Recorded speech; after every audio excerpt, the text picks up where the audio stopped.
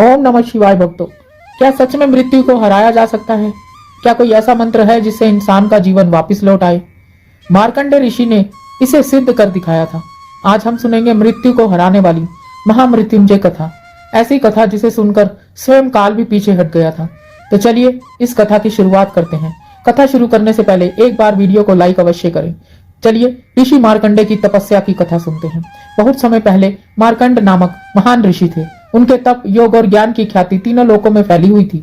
लेकिन एक दुख था, उनके कोई संतान नहीं थी। एक दिन वे तपस्या करके स्वयं शिव को प्रसन्न करने बैठे।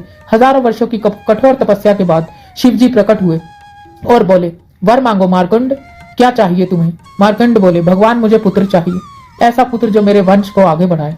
शिव जी ने दो विकल्प दिए, एक पुत्र बहुत बुद्धिमान महान परंतु उम्र मात्र 16 वर्ष, या दूसरा पुत्र सामान्य पर लंबी आयु वाला, जो चाहे चुन लो। मार्कंड ने बिना सोचे कहा, भगवान मुझे बुद्धिमान तेजस्वी महान पुत्र ही चाहिए, चाहे उसकी उम्र 16 वर्ष ही क्यों ना हो। शिव जी बोले, तथास्तु, और जन्म हुआ मार्कंडे का। मार्कंडे का बचपन दिव्य तेज। मार्कंडे बचपन से ही असाधारण थे। उनका तेज सूर्य से भी प्रखर था, उनकी बुद्धि ऋषियों से भी महान और उनका हृदय भक्ति से भरा हुआ था। लेकिन उनके माता पिता का हृदय हमेशा डरता रहता, हमारा पुत्र केवल 16 वर्षों तक ही जीवित रहेगा। फिर भी वे उसे कुछ नहीं बताते। 16वां वर्ष, मृत्यु का समय निकट। मार्कंडे का 16वां जन्मदिन पास आने लगा। आसमान से ग्रह नक्षत्र एक भयानक योग बनाते दिखने लगे। माता पिता का मन रोने लगा। मार्कंडे ने पूछा, माता पिता आप इतने चिंतित क्यों रहते हो? और जब उन्होंने पूरी बात बताई तो मार्कंडे एक क्षण के लिए शांत हो गया।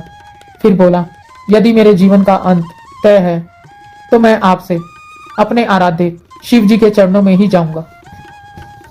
शिवलिंग को पकड़कर मृत्यु से युद्ध करने लगे। 16वें वर्ष के अंतिम दिन मार्कंडे ने मंदिर जाकर शिवलिंग को दोनों हाथों से पकड़ लिया और रोते हुए बोले, त्र्यंबकम यज्जामहे भगवान, यदि आप मेरे हैं तो मृत्यु भी मेरा क्या बिगाड़ लेगी। उसी समय हवा ठंडी पड़ गई, धूल उड़ने लगी और सामने प्रकट हुआ यमराज। यमराज आते ही भाग्य का समय पूरा हो गया। यमराज बोले, मार्कंडे तुम्हारी आयु समाप्त हो चुकी है, चलो मेरे साथ। मार्कंडे ने शिवलिंग को कसकर पकड़ लिया। मैं शिव जी के चरणों से नहीं हटूंगा। यमराज ने अपना पाश फेंका। वह पाश मार्कंडे को पकड़ने लगा, परंतु गलती से शिवलिंग पर पड़ गया। पूरा ब्रह्मांड कांप उठा। भगवान शिव का प्रकोप, काल पर वार। अचानक शिवलिंग फटा, तेज प्रकाश निकला और स्वयं महादेव प्रकट हुए। अत्यंत क्रोधित, भस्म से ढका शरीर, त्रिशूल चमक रहा था। शिव जी गरजे, यम, इस बालक को छूने की तेरी हिम्मत कैसे हुई? यमराज घबरा कर बोले, भगवान मैं तो केवल अपना कर्तव्य निभा रहा था।